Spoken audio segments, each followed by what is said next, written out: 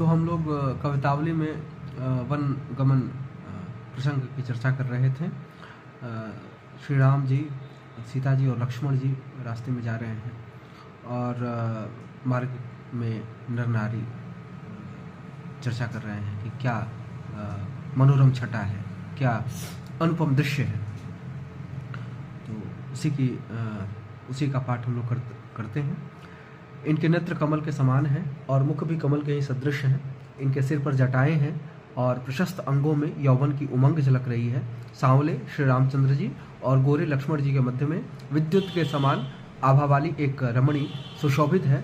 ये तीनों मुनियों के वस्त्र धारण किए हुए हैं और इनके हृदय में फूलों की मालाएं हैं। हाथों में धनुष बाण लिए और कमर में तरकस कसे ये किसी राजा के अत्यंत ही अनुपम कुमार हैं। तुलसीदास जी कहते हैं कि त्रिलोकी के इन तीन तिलकों को देखकर वे नर नारी ऐसे स्तब्ध रह गए मानो चित्रशाला के चित्र हों। आगे आगे सोहे सांवरो कुंवर गोरो पाछे पाछे, आछे मुनिवेश धरे लाजत अनंग हैं। बान शासन बसन बनही के कटी, कसे हैं बनाई नीके राजत निशंग हैं। साथ निसनाथ मुखी पाथनाथ नंदनी सी, तुलसी बिलों के चुतुलाई लेते संग हैं। आनंद उमंग मन जौबन उमंग तन, रूप की उमंग उमंगत अंग अंग हैं। आगे आगे सांवले और पीछे पीछे गोरे राजकुमार सुंदर मुनिवेश धारण किए सुशोभित हैं, जिन्हें देखकर कामदेव भी लज्जित होता है। वे धनुष बाण लिए हुए हैं और वलकल वस्त्र यानी वन के वस्त्र धारण किए हुए हैं। कमर में भी वन के ही वस्त्र अच्छी तरह कसे हुए हैं और सुंदर तरकस भी सुशोभित है। साथ में समुद्र सुता लक्ष्मी के समान एक चंद्रमुखी है।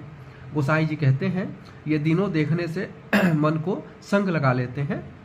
उनके मन में आनंद की उमंग है, शरीर में यौवन की उमंग है और रूप की उमंग अंग अंग में उमग रही है।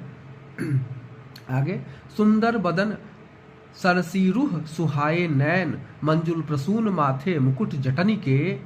अंसनी सरासन लसत सुचि सरकर, तून कटि मुनिपट लुटक पटनी के।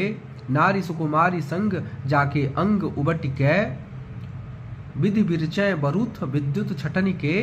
गोरे को वरनु देखे सोनो न सलोनो, लागे सावरे बिलोके गर्व घटत घटनी के।